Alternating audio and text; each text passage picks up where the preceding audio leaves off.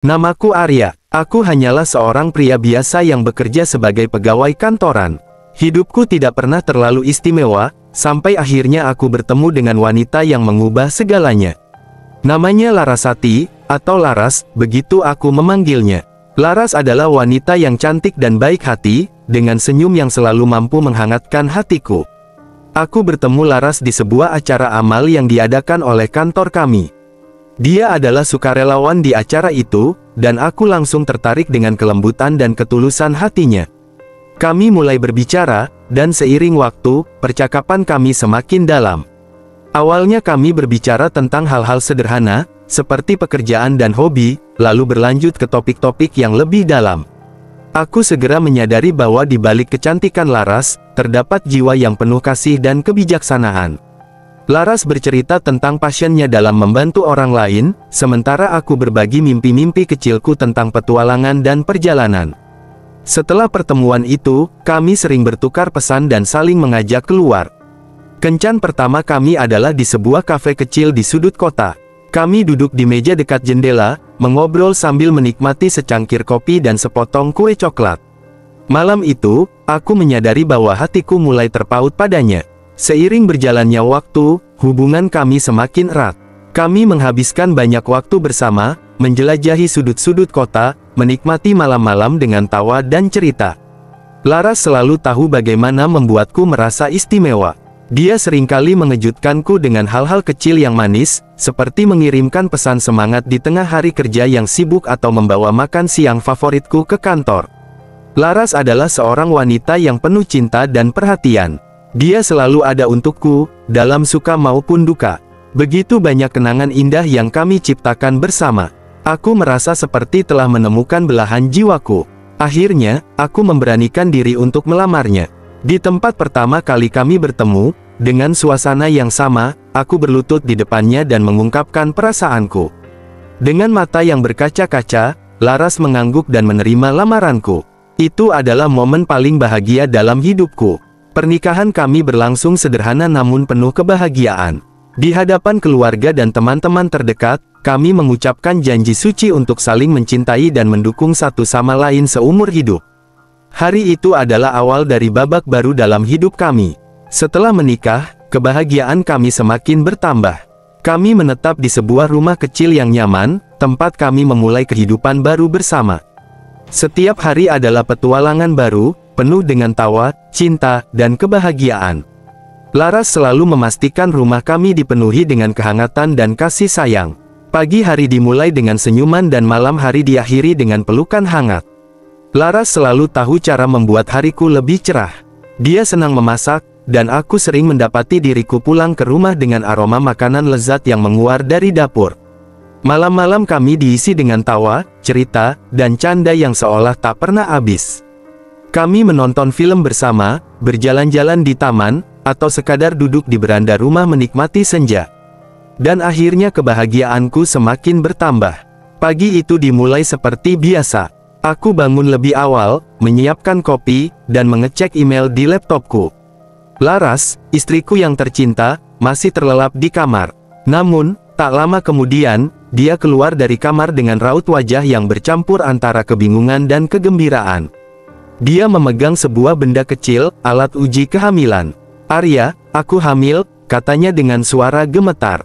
Aku terpaku sejenak, lalu senyum lebar menghiasi wajahku. "Serius, kita akan punya bayi?" tanyaku, hampir tak percaya. Laras mengangguk, dan kami saling berpelukan erat. Itu adalah momen yang penuh dengan kegembiraan dan harapan. Kami telah membicarakan tentang memiliki anak sejak beberapa bulan lalu, dan kini kabar gembira itu datang. Seiring berjalannya waktu, kebahagiaan kami semakin bertambah. Kami mulai mempersiapkan segala sesuatunya untuk menyambut kedatangan bayi kami. Rumah kecil kami mulai berubah, kamar tamu diubah menjadi kamar bayi. Kami memilih warna cat yang lembut dan membeli perabotan bayi yang lucu. Setiap kali kami pergi berbelanja, kami selalu menyempatkan diri untuk melihat-lihat perlengkapan bayi, memilih pakaian-pakaian kecil yang menggemaskan dan mainan yang lembut. Laras sangat bersemangat dan penuh perhatian selama masa kehamilannya. Dia selalu memastikan dirinya mendapatkan nutrisi yang cukup dan mengikuti kelas-kelas kehamilan. Kami sering berbicara tentang nama-nama yang akan kami pilih untuk bayi kami, membayangkan masa depan yang cerah bersama anak kami. Setiap malam sebelum tidur, aku selalu mengusap perut Laras dan berbicara kepada bayi kami, merasa tak sabar untuk segera bertemu dengannya. Kebahagiaan ini tidak hanya dirasakan oleh kami berdua, tetapi juga oleh keluarga dan teman-teman kami. Mereka ikut merasakan kebahagiaan kami dan memberikan dukungan yang luar biasa. Setiap kali kami bertemu mereka, selalu ada pertanyaan tentang perkembangan kehamilan dan doa-doa terbaik untuk kami. Namun, seiring semakin mendekati tanggal kelahiran, perasaan harap-harap cemas mulai muncul. Malam-malam kami dipenuhi dengan diskusi tentang kemungkinan-kemungkinan yang bisa terjadi saat persalinan. Kami membaca banyak buku dan artikel tentang kehamilan dan persalinan, mencoba menyiapkan diri sebaik mungkin. Namun, Laras mulai sering bermimpi aneh. Dia bercerita tentang mimpi-mimpi di mana dia melihat bayangan gelap dan suara-suara aneh. Mimpi-mimpi itu sering membuatnya terbangun dengan keringat dingin. Aku berusaha menenangkannya, mengatakan bahwa mimpi buruk adalah hal yang wajar selama kehamilan. Namun, dalam hati kecilku, aku juga merasa cemas. Hari demi hari berlalu, dan perut Laras semakin membesar. Setiap gerakan bayi di dalam perutnya membuat kami tersenyum dan merasa takjub. Kami tak sabar menantikan hari di mana kami bisa melihat dan memeluk anak kami. Namun, bayangan dari mimpi-mimpi buruk Laras masih terus menghantui kami. Mendekati bulan ke-9, kami semakin sibuk dengan persiapan akhir. Kami memeriksa ulang daftar perlengkapan bayi, memastikan semuanya sudah siap. Kami juga mengikuti kursus persalinan dan mempersiapkan mental untuk menghadapi momen besar itu. Setiap malam, sebelum tidur, aku selalu berdoa agar semuanya berjalan lancar. Akhirnya, hari yang kami nantikan tiba. Laras mulai merasakan kontraksi, tanda bahwa bayi kami akan segera lahir. Pagi itu dimulai seperti hari-hari biasa. Laras sudah bangun lebih awal dan sedang duduk di meja makan ketika aku bergabung dengannya. Kami sarapan bersama sambil berbincang ringan tentang berbagai hal. Tiba-tiba, Laras menggenggam tanganku dengan erat dan berkata dengan suara gemetar, "Arya, sepertinya waktunya sudah tiba." Aku langsung merasakan adrenalin melonjak dalam tubuhku. Ini adalah momen yang sudah kami tunggu-tunggu selama 9 bulan. Kami segera mengambil tas yang sudah kami siapkan sebelumnya dan bergegas menuju rumah sakit.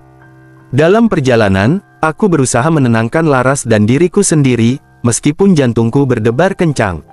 Sesampainya di rumah sakit, kami disambut oleh tim medis yang sudah siap. Mereka membawa Laras ke ruang persalinan, dan aku mengikuti dengan langkah cepat, tidak ingin meninggalkan sisinya. Suasana di ruang persalinan penuh dengan aktivitas. Dokter dan perawat bergerak dengan cepat dan cekatan, memastikan semuanya siap untuk kelahiran bayi kami. Laras berbaring di tempat tidur persalinan, dan aku duduk di sampingnya, menggenggam tangannya erat-erat. Dia berusaha tersenyum padaku, meskipun jelas terlihat bahwa dia sedang menahan rasa sakit. Aku mencoba memberinya semangat, mengatakan bahwa semuanya akan baik-baik saja dan bahwa dia adalah wanita terkuat yang pernah kutemui. Kontraksi semakin kuat dan intens, dan Laras berjuang dengan segenap tenaganya. Aku bisa melihat keringat membasahi dahinya dan napasnya yang tersengal-sengal. Setiap kali kontraksi datang, dia menggenggam tanganku lebih erat, dan aku berusaha memberikan dukungan sebanyak mungkin. Dalam momen-momen ini, aku merasa sangat dekat dengannya, merasakan setiap perjuangan dan rasa sakit yang dia alami. Waktu terasa berjalan begitu lambat di ruang persalinan. Detik demi detik berlalu dengan ketegangan yang semakin meningkat. Dokter terus memantau perkembangan, memberikan instruksi dan dorongan kepada Laras. Suasana di ruangan itu penuh dengan ketegangan namun juga harapan besar. Kami tahu bahwa sebentar lagi kami akan bertemu dengan bayi kami yang sudah kami nantikan dengan penuh cinta. Setiap kali dokter mengatakan bahwa kami semakin dekat dengan momen kelahiran, jantungku berdebar semakin kencang.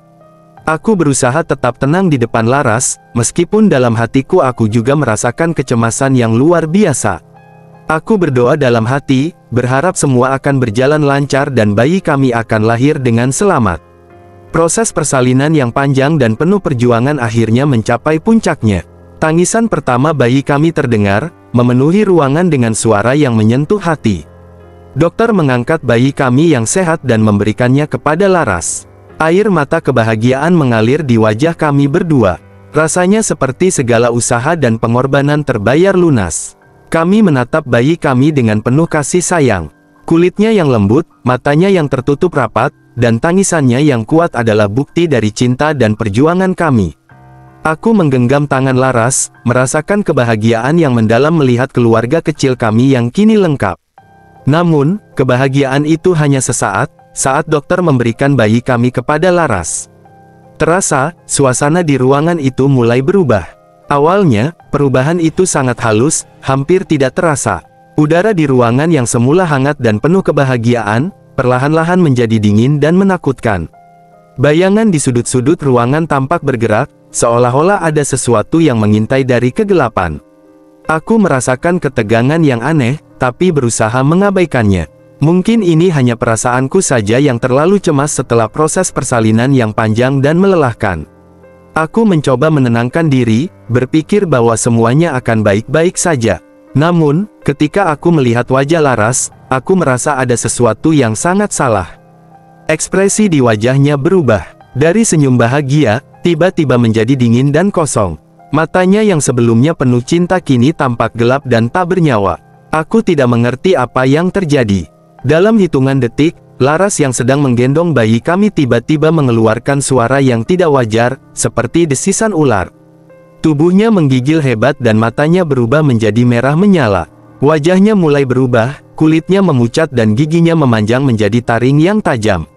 Aku terkejut dan mundur beberapa langkah, tidak percaya dengan apa yang kulihat. "Laras, ada apa denganmu?" tanyaku dengan suara bergetar, tapi dia tidak menjawab. Sebaliknya, dia menatapku dengan tatapan penuh kebencian dan kelaparan. Dalam sekejap, dia berubah menjadi sosok menyeramkan, sesosok makhluk yang hanya bisa kulihat dalam mimpi buruk. Tubuhnya memanjang, kuku-kukunya berubah menjadi cakar, dan taringnya yang tajam meneteskan air liur. Aku berdiri terpaku, tidak mampu bergerak. Dalam hatiku, aku tahu bahwa ini bukanlah mimpi. Kenyataan yang mengerikan ini sedang terjadi di depan mataku. Istriku, wanita yang kucintai dan yang telah memberiku begitu banyak kebahagiaan, ternyata adalah jelmaan setan atau iblis. Laras yang sudah berubah menjadi sosok setan mulai menatap bayi kami dengan tatapan lapar. Dia mengeluarkan suara mengerikan dan mulai mendekati bayi kami yang masih menangis. Tangisan bayi kami memecah kesunyian malam. Suara itu yang seharusnya membawa kebahagiaan kini menjadi saksi dari horor yang tak terbayangkan. Aku merasakan ketakutan yang luar biasa, namun juga dorongan kuat untuk melindungi anak kami. Dengan segenap kekuatan, aku berlari ke arah Laras yang telah menjadi setan, berharap bisa menghentikannya sebelum semuanya terlambat.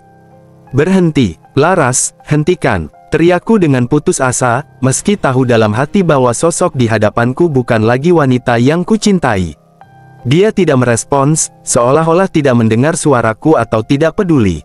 Matanya yang merah menyala penuh dengan kebencian dan kelaparan, sepenuhnya tertuju pada bayi kami. Aku melompat ke arahnya, mencoba merebut bayi kami dari genggamannya. Namun, kekuatan yang dimilikinya sangat luar biasa. Dia mendorongku dengan mudah, membuatku terhempas ke dinding ruangan. Rasa sakit menjalar di seluruh tubuhku, namun aku tidak bisa menyerah. Aku harus menyelamatkan anak kami. Dengan penuh keberanian, aku mencoba merebut kembali bayi kami dari tangannya. Namun, dalam sekejap, dia menyerangku dengan kekuatan yang luar biasa. Cakar-cakarnya mencengkeram lenganku, dan aku merasakan rasa sakit yang luar biasa. Aku terjatuh, mencoba bangkit tapi tubuhku terasa begitu lemah. Dengan susah payah, aku bangkit kembali. Aku mengambil kursi yang ada di dekatku dan mengayunkannya ke arah Laras, berharap bisa mengalihkan perhatiannya. Kursi itu menghantam tubuhnya, tapi hanya membuatnya tersentak sedikit. Dia berbalik menatapku dengan tatapan marah, seolah-olah aku adalah gangguan yang harus disingkirkan. "Aku bukanlah Laras yang kau kenal," katanya dengan suara yang menggelegar. "Aku adalah iblis, dan anakmu adalah milikku." Pertarungan yang terjadi begitu singkat namun brutal. Aku mengerahkan segala upaya untuk melawan, mencoba menggunakan segala benda yang ada di ruangan sebagai senjata. Aku melempar barang-barang ke arahnya, mencoba menebas dengan apapun yang bisa kutemukan. Tapi setiap seranganku hanya membuatnya semakin marah. Dia menyerang balik dengan kekuatan yang jauh melampaui manusia biasa. Cakar-cakarnya mencabik tubuhku, meninggalkan luka dalam yang mengeluarkan darah. Aku merasa tubuhku semakin lemah dengan setiap serangan yang diterimanya. Namun, aku tetap berusaha, karena dalam hatiku aku tahu bahwa ini adalah kesempatan terakhir untuk menyelamatkan anak kami. Dalam satu serangan terakhir, aku berhasil mencengkram lengannya, mencoba menariknya dan merebut bayi kami. Tapi dia hanya tersenyum sinis, taringnya berkilat dalam cahaya redup ruangan. Dengan satu gerakan cepat, dia mencakar dadaku, membuatku terjatuh ke lantai dengan rasa sakit yang luar biasa. Aku terbaring di lantai, merasakan setiap detik berlalu dengan rasa sakit yang luar biasa. Darah mengalir dari luka-luka yang ditinggalkan oleh cakar-cakar tajam istriku, atau apa yang pernah menjadi istriku. Laras, dalam wujud setannya, mendekatiku dengan tatapan yang penuh kebencian. Tidak ada lagi jejak cinta dan kelembutan di matanya. Dia menatapku seolah-olah aku adalah penghalang terakhir sebelum dia bisa sepenuhnya menikmati kegelapan yang telah menguasainya. Dalam sekejap, dia melompat ke arahku dengan cakar-cakar siap mencabik. Aku merasakan rasa sakit yang menusuk saat cakarnya menghunjam dadaku. Napasku terhenti, pandanganku mulai kabur. Aku bisa merasakan kehidupan perlahan-lahan meninggalkan tubuhku, diiringi dengan rasa penyesalan dan kesedihan yang mendalam. Kesadaran mulai memudar, namun dalam momen-momen terakhir, ingatan tentang Laras yang dulu penuh kasih dan bayi kami yang baru lahir melintas di benakku. Aku merasa tubuhku menjadi semakin dingin, setiap detak jantung terakhir terasa seperti sebuah perjuangan.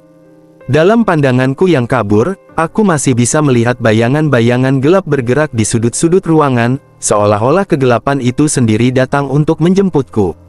Dengan sisa-sisa kekuatanku, aku mencoba mengulurkan tangan ke arah bayiku, yang kini terdiam dalam pelukan setan yang dulu adalah ibunya. Dan pemandangan yang mengerikan aku lihat di detik-detik akhir hidupku. Laras yang telah berubah menjadi setan melahap bayi kami sedikit demi sedikit, merobek perutnya dan memecahkan kepalanya. Kemudian iblis itu memakan mentah-mentah bayiku. Darah bayi menetes dari taringnya dan sesekali menetes mengenai tubuhku yang semakin lemas. Suara nafasnya yang berat dan mengerikan memenuhi ruangan, terdengar suara kunyahan yang memilukan. Dan dalam sekejap, kesadaranku sepenuhnya lenyap, aku merasa terjatuh ke dalam kegelapan tanpa akhir, membawa serta segala harapan dan impian yang pernah kumiliki.